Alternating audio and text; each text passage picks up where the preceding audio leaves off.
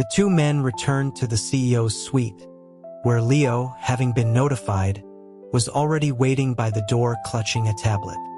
Julian sat down and began to immerse himself in his work, pointedly ignoring the theatrics of his self-proclaimed prince. After a few moments of failing to get a reaction with dramatic stares, Adrian sighed and turned to his own terminal. Thanks to the viral charity stream Julian's father had hosted a few days prior, VividStream's user traffic had surged. The platform had even capitalized on the moment, introducing a limited ion gift called the Statesman's Salute. Priced at a steep $2,333, it was even more expensive than their usual top-tier donation. When a user sent the gift, a full-screen animation of Julian's father's face, stylized like a founding father, would shower the screen in a flurry of cherry blossoms, accompanied by a booming voice clip declaring, "This has nothing to do with that particular congresswoman." The gift, available for only 1 month, was a massive hit with the platform's wealthiest patrons. The daily reports looked exceptionally strong. Julian was pleased and decided to issue a special bonus to the VividStream operations team. Leo, after handing over a document for approval, crouched down by the desk, resting his chin on its polished surface in a playful plea. He wondered aloud if he might also be eligible for a bonus. Julian raised an eyebrow, asking what kind of bonus he had in mind. Leo recounted his recent efforts, mentioning he had made over 20 trips to Apex Innovations this month alone, which had increased his working hours by half. He claimed the stress had even caused him to lose 5 pounds, jutting his chin out to show it was now merely a double chin instead of a triple. Julian nodded, conceding that Leo had indeed been working hard. He agreed to a $500 bonus for the month. "Thank you, sir," Leo exclaimed, standing up straight and gathering the files to leave. He took 2 steps before a sudden realization stopped him.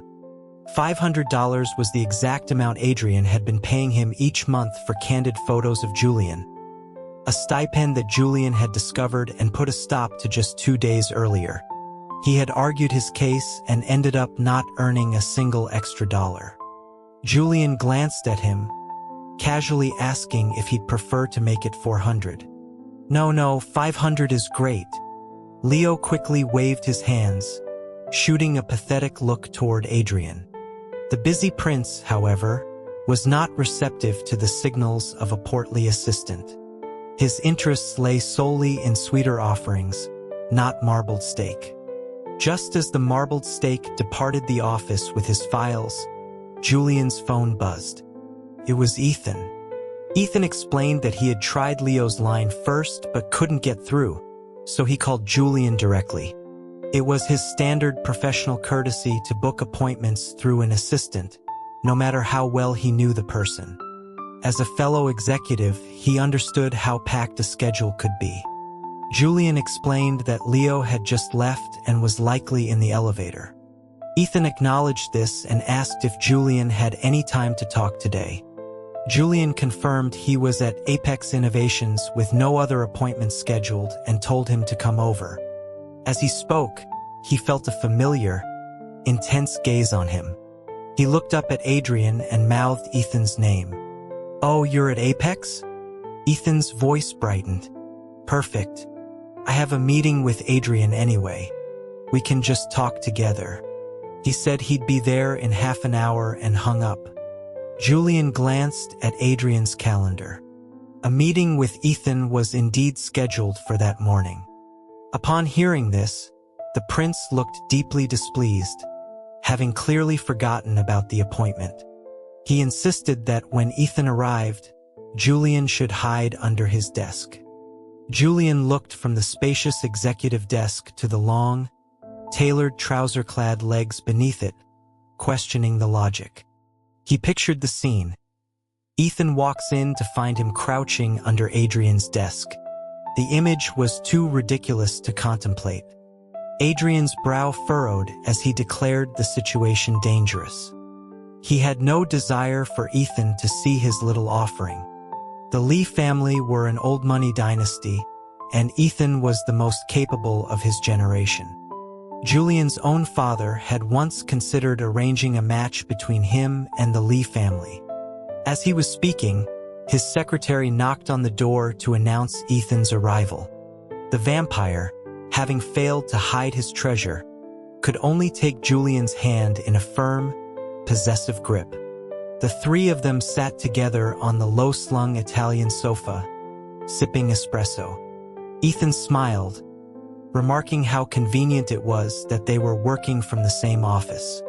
He connected his tablet to the suite's projector, displaying a stunning piece of concept art.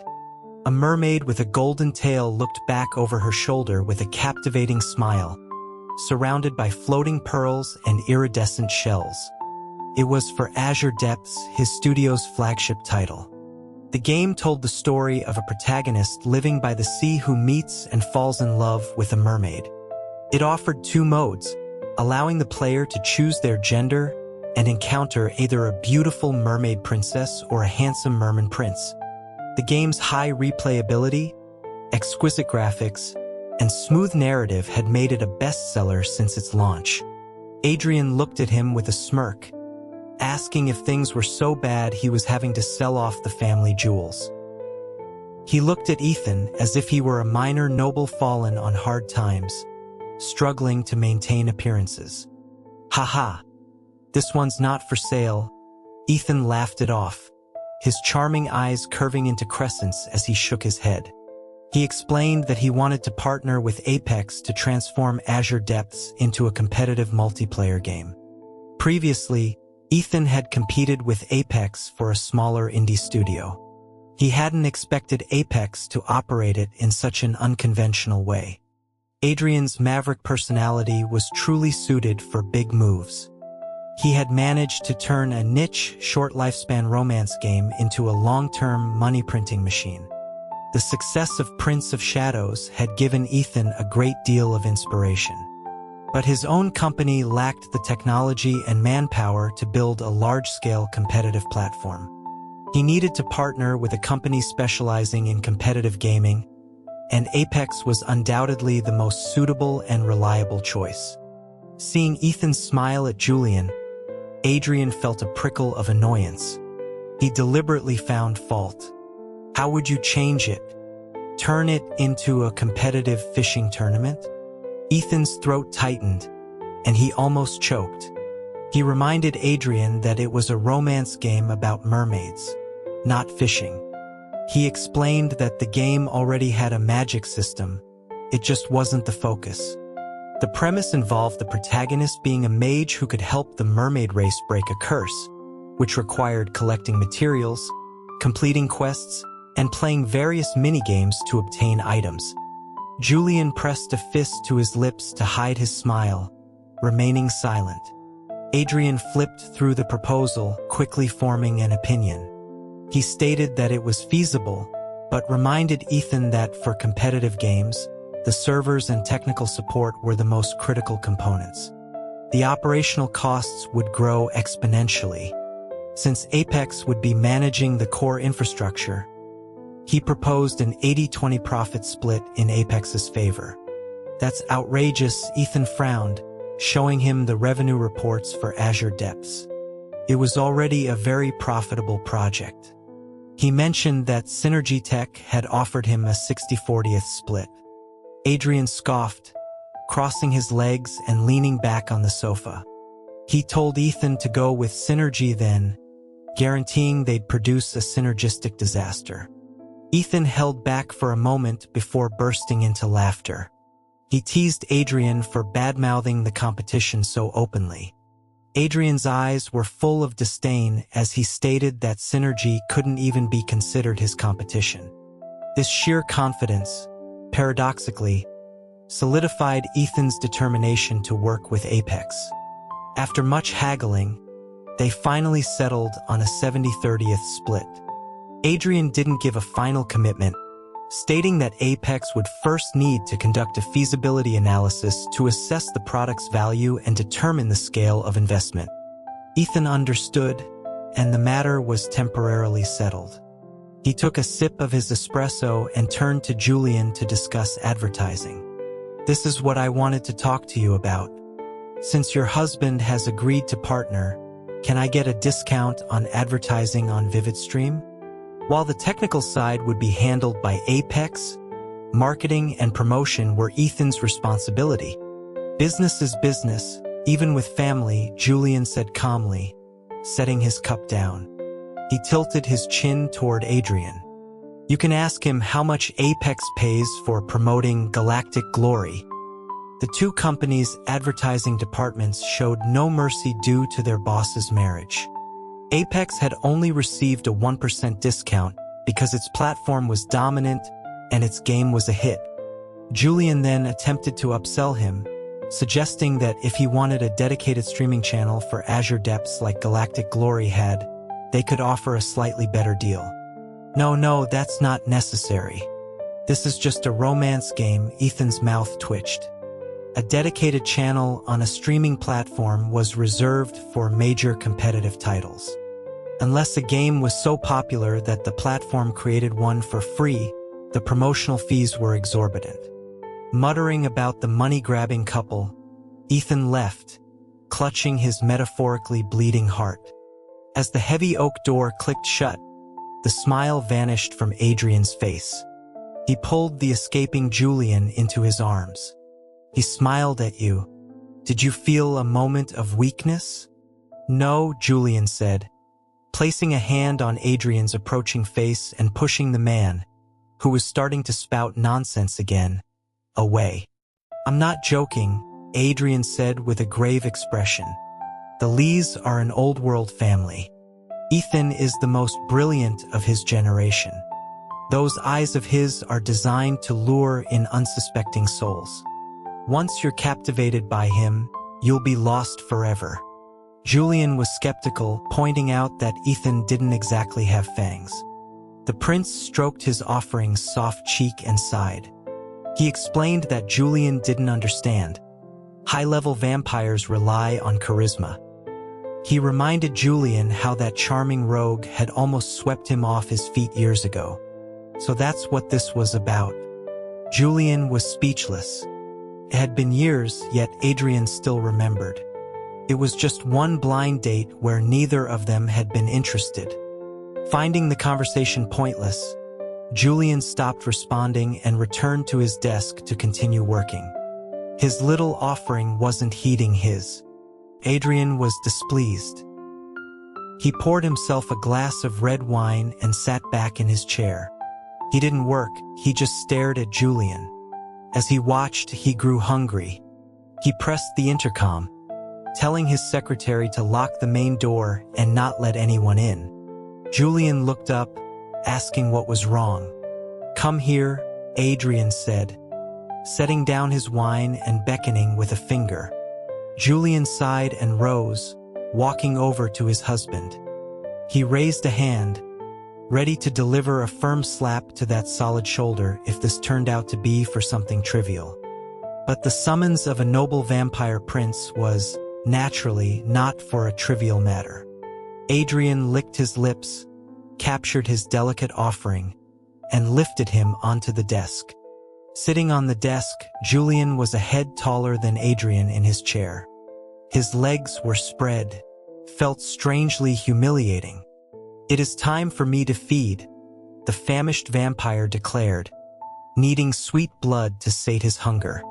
As the man who claimed to need blood began to unbuckle his belt, Julian grew very confused.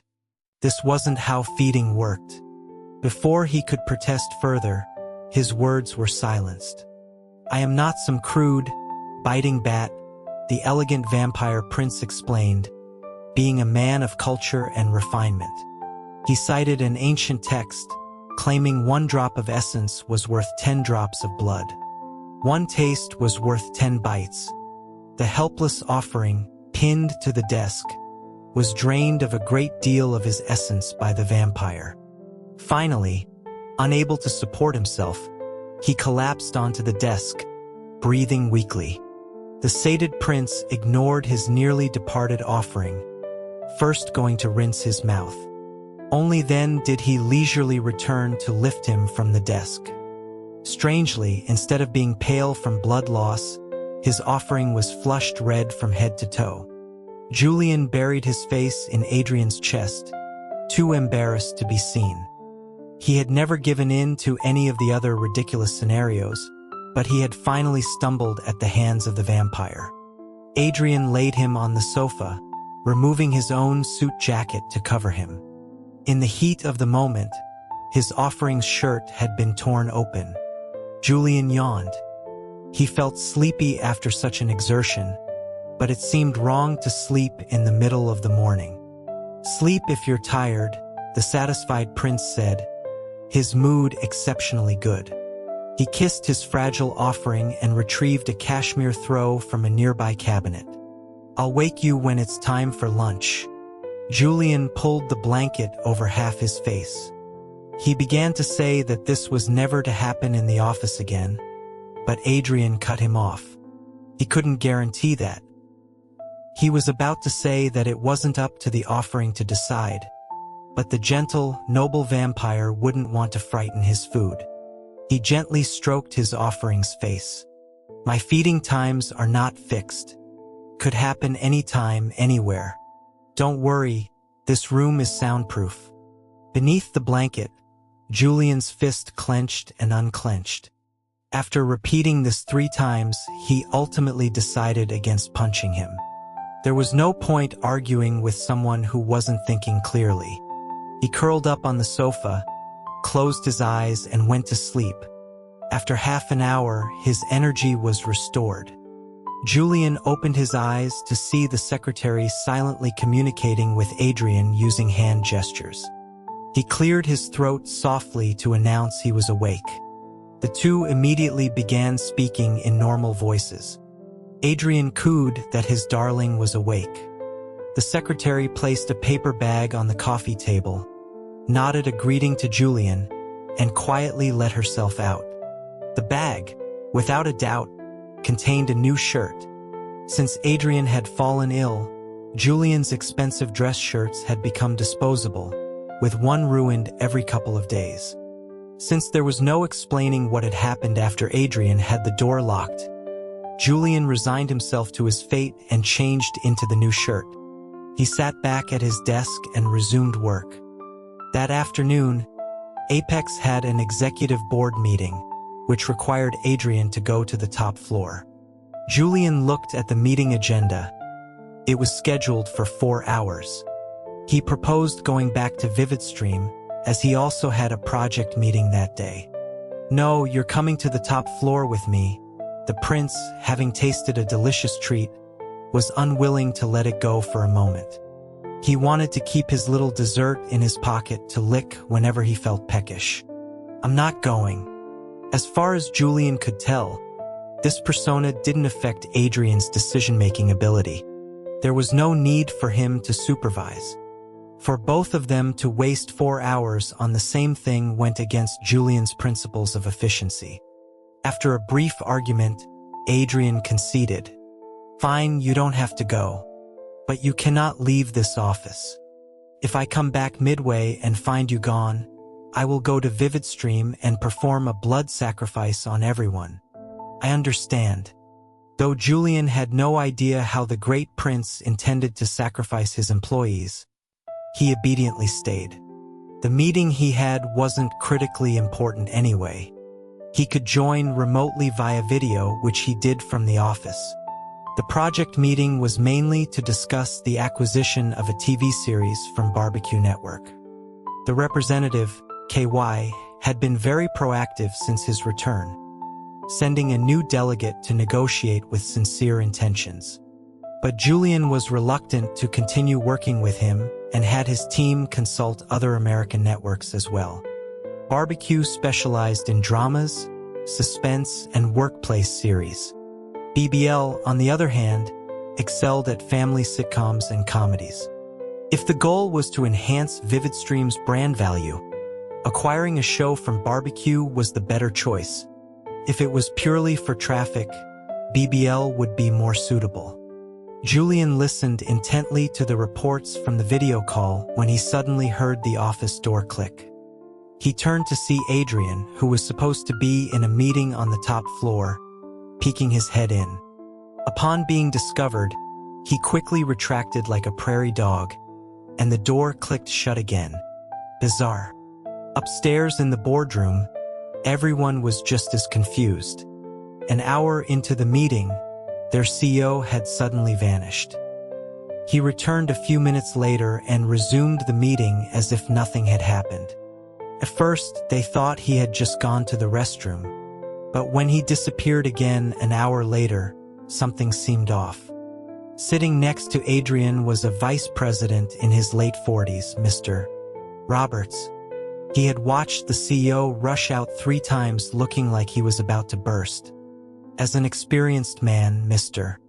Roberts leaned over and asked quietly, "Everything all right? Can't hold it?" "Yes," Adrian nodded. His little dessert was just downstairs, and he was constantly afraid someone else would snatch him away. He worried about him constantly, so he couldn't help but check on him every hour. Mr. Roberts sighed. After the meeting, he discreetly sent Adrian the contact number for a specialist. "You should get that checked out soon. You can't let these things linger." "Check what out?" Adrian was baffled. He was worried about his darling.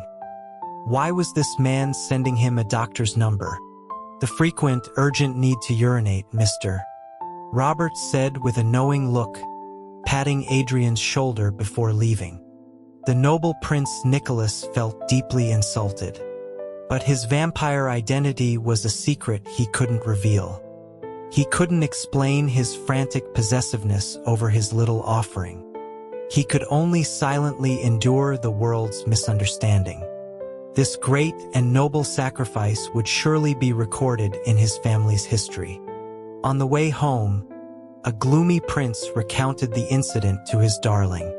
"I don't think your descendants will want to see that particular achievement," Julian commented sympathetically, glancing over from the driver's seat. "You don't understand," Adrian said profoundly. Seeing Julian about to drive toward a restaurant, he stopped him. "Let's go home. I'll cook for you."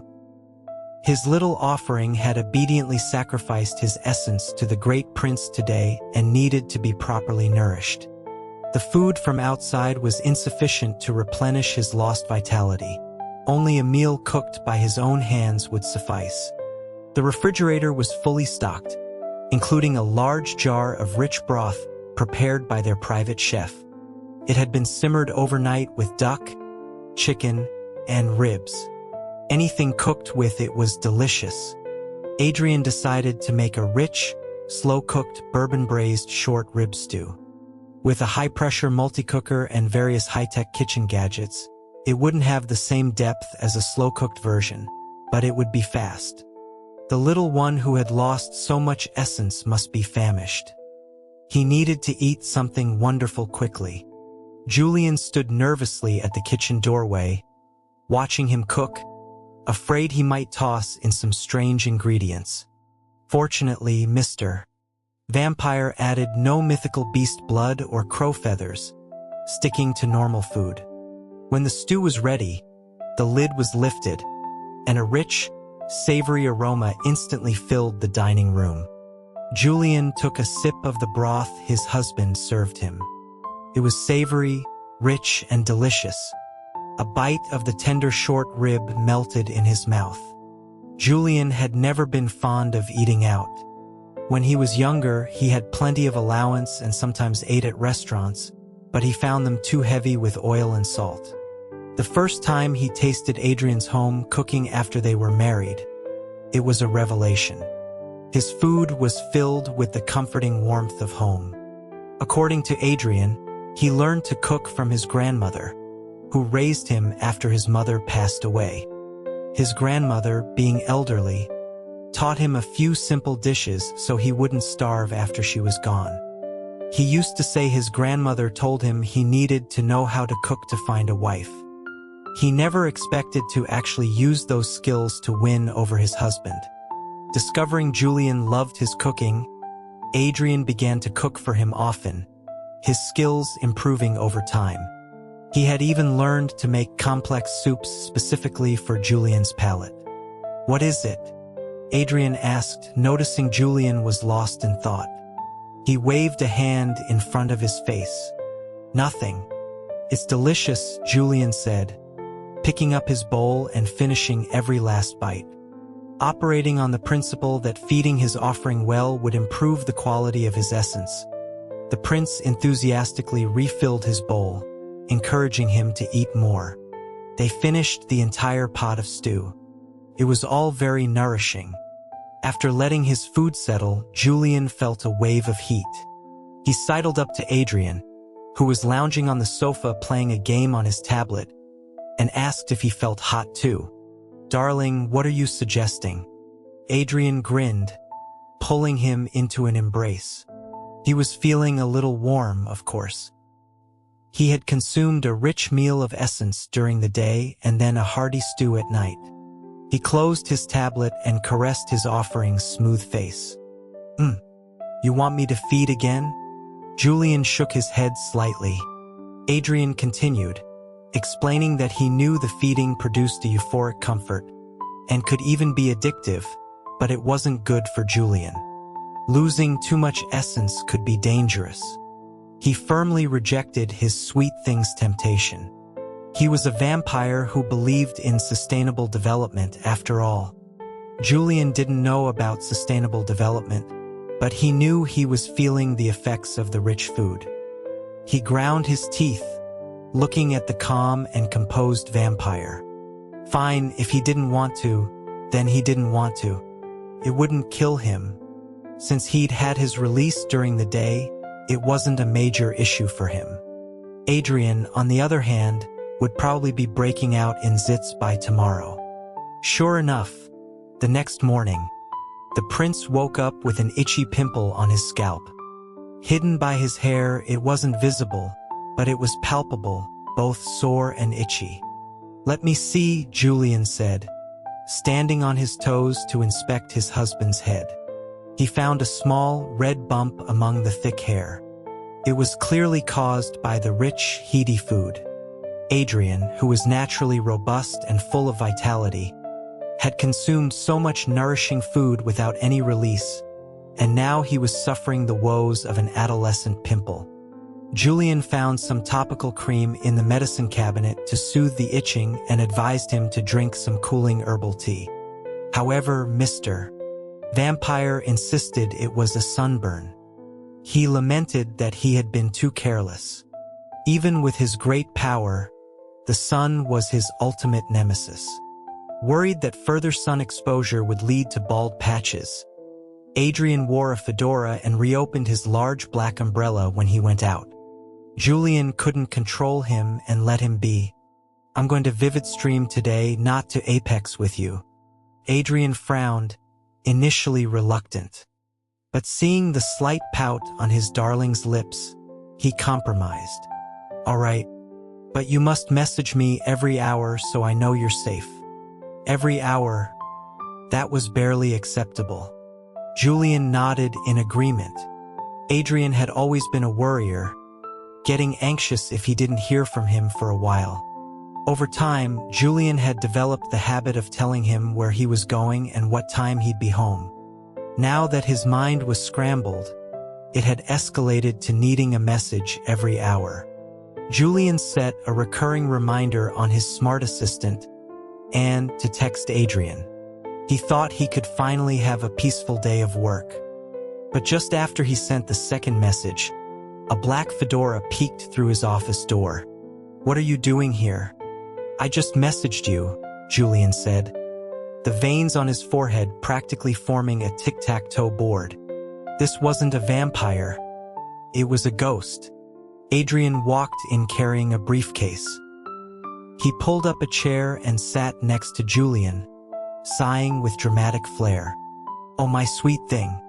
I simply couldn't bear to leave you here all alone.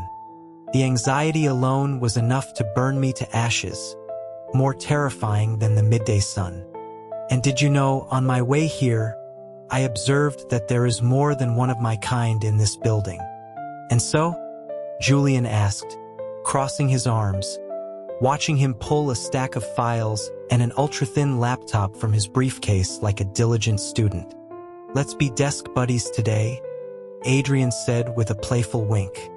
Does Vampire Big Brother need to help you with your homework? One had to admit, this version of the vampire was rather charming and cute. The bit of anger Julian had felt dissipated. Fine. However, the trouble was far from over. Adrian worked quietly for a short while before starting to cause a fuss. First, he wanted tomato juice, then he wanted snacks, as if he had really become a schoolboy. Fortunately, Leo's desk drawer was well stocked and could satisfy most of the boss's husband's demands, except for one. I need to feed. Thwack!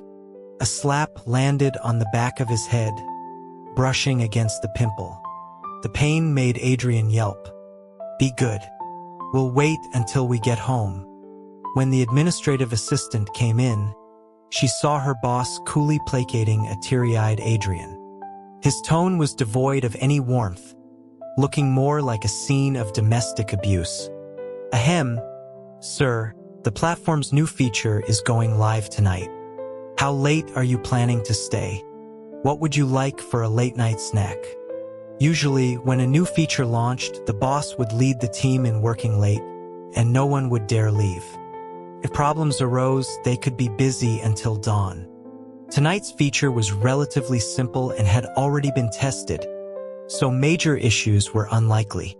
The assistant's question was a way of probing how late the boss intended to stay on behalf of everyone else. Julian paused, realizing he hadn't worked late in a long time. To take care of his sick husband, he had been leaving on time for the past few weeks, sometimes even arriving late and leaving early. He thought for a moment, "You don't need to order me anything. Call me if there are any problems." Okay, the assistant replied cheerfully. If the boss wasn't staying late, the rest of them could leave early. Tonight, the gaming celebrity Demon King was doing a vampire livestream, and she was eager to get home and watch. A vampire livestream? Adrian's head shot up at these words. The assistant jumped, realizing her excitement had made her speak her thoughts aloud. She glanced nervously at her boss and chuckled. Yes. Demon King is at the Apex Tech Experience Center playing Prince of Shadows. He even promised his fans he'd wear makeup. Night fell. Demon King appeared on screen wearing a frilly, medieval-style white shirt. He elegantly placed one hand behind his back, performed a vintage bow, and slowly looked up. Good evening. The live chat instantly exploded. Half of Demon King's fans were there for his looks. They thought he'd just wear a pair of fake fangs for a laugh, but they never expected him to go all out with the makeup. His fans were ecstatic, flooding the stream with gifts. Demon King scratched his head, a little embarrassed. He explained that he'd never worn makeup before, and that one of the administrative ladies at Apex had helped him. A touch of pale foundation, defined brows, and a cunning dot of red at the corner of his eyes made him look pale and alluring. Of course, not everyone was a fan, especially some of his male followers who grumbled about him resorting to cheap gimmicks instead of focusing on his skills. Just as the fans were about to start fighting, Demon King smiled and licked his sharp teeth. He explained that he did these sponsored streams occasionally to earn some money. He had to eat, after all. Just then, the voice of the admin assistant could be heard from off-camera. Hey King, you're having dinner here tonight, right? Yes. Demon King quickly raised his hand. Okay, we're having loaded pepperoni pizza and garlic knots tonight. Awesome. Demon King replied cheerfully, telling his fans he was getting garlic knots. His fans expressed their sympathy, feeling sorry for the poor kid who got so excited over a simple meal, suspecting Julian might be mistreating him. He was playing Prince of Shadows using Apex's expensive VR equipment, which was 10 times more immersive than playing on a flat screen. Wearing the haptic suit, he could experience hunting and collecting items firsthand. He could even touch the vampire prince he was raising in the game. Since Apex had taken over and expanded the game, they had added a male protagonist option to cater to male players. Right now, Demon King's in-game hands were male. He offered a collected blood orb to the vampire prince and sneakily touched his face while he was eating. "Whoa, I can actually feel that," Demon King exclaimed, touching him again. The haptic gloves gave him the illusion of physical contact. He could trace the vampire's features. "Do not be impertinent," the vampire frowned, swatting his hand away. The haptic gloves simulated the force of the slap, which was incredibly stimulating. Julian was watching the stream on his bed, and seeing Demon King having so much fun made his own hands itch. He turned and pinched Adrian's cheek, then sent Demon King a small tip. Demon King spotted the boss's ID and quickly read it out. "Thanks to the boss for the tip of $1. He then explained to the chat that this was the real boss, their big boss's husband. He took a screenshot to show them the username, CEO test account. The chat went wild asking if Adrian was there. Julian couldn't help but smile at the comments. Adrian, who had been lying on his back playing a game, turned his head and noticed his darling's unusual smile. He quietly crawled over to see what was so amusing.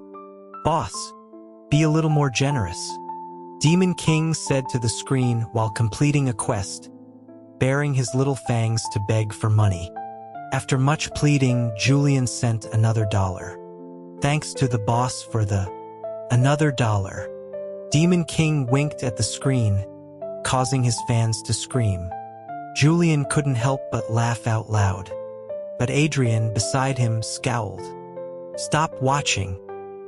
He declared that the wretched little brat dared to openly seduce the prince's private blood slave and had a death wish. "What's wrong with watching a live stream?" Julian snapped, snatching back his tablet. "Very well. You defend him. Then I have no choice but to sentence him to death," Adrian said, picking up his phone. Prince Nicholas gritted his teeth, determined to teach the impudent little vampire a profound lesson. A short while later, the admin department delivered Demon King's dinner during his stream. A large slice of pizza, 2 garlic knots, a cup of iced tea, and a mysterious little box. The admin lady pointed to the box, reminding him this is from the CEO. He said, "It's your punishment." "Huh? Mr. D'Angelo?" Demon King was confused. Why would he be punished out of the blue? On the other side of the screen, Adrian wrapped an arm around Julian, forcing him to witness the demise of the handsome little vampire. The opaque box held an unknown danger. Demon King reached out, slowly opened the lid, and his eyes widened. Inside was a full container of bright, glistening garlic knots. He held up the container for the stream to see, his fangs bared, utterly perplexed. What kind of punishment was this? Some fans quickly figured it out. Maybe because you're playing a vampire, he's giving you garlic to poison you. Ha ha ha ha ha. That makes so much sense. Mr. D'Angelo is sentencing you to death. Demon King asked the admin lady again and confirmed that Adrian himself had called to request the extra garlic knots for him. With a mournful expression, he removed his 2 fake fangs and took a dramatic bite of a garlic knot. He recited a line from a popular historical drama. "My queen, your humble servant has been truly wronged." The fans lost it, and the screen was flooded with limited ion gifs. The statesman's salute animation played repeatedly. No one cared about the fate of the little vampire. The chat was filled with laughter. The human world was just that cold and heartless. The savory, garlicky knots went perfectly with the pizza. Demon King took a bite of a knot, then began slurping down his pizza. The sound of his eating, amplified by the high-end microphone and sound card, echoed through the stream. The soft chew of the pizza, the crisp crunch of the garlic knot, and the satisfying gulp of iced tea made the viewers' mouths water. The stream chat quickly devolved into comments about how delicious everything looked and asking if this was a food channel. Watching Demon King eat with such gusto, Julian suddenly felt a little hungry. Adrian, seeing his darling swallow, assumed he was scared. He triumphantly closed the stream. The following scene would be too bloody for him to watch. He didn't want to frighten him too much, but he needed Julian to understand his power. The vampire prince leaned down and brushed his lips against his offerings. Remember, no one can defy the command of a vampire prince. Not even you. I want pizza and garlic knots too, his completely unintimidated darling said. Have you forgotten your place? Adrian smiled, pinching Julian's chin, his eyes turning cold. You want to eat garlic? Are you trying to assassinate me? If you're going to be so naughty, I'll have to drain you dry. Half an hour later, the little offering, drained by the vampire prince, was curled weakly on the sofa. The cruel prince was in the kitchen, loudly chopping cucumbers. Soon, a steaming plate of pasta with red sauce appeared, along with a side of cucumber salad. No pizza, but a tangy cucumber salad would have to do. The little offering, having paid a heavy price, finally got to eat the food he craved and forced the vampire prince to drink a large pot of cooling herbal tea.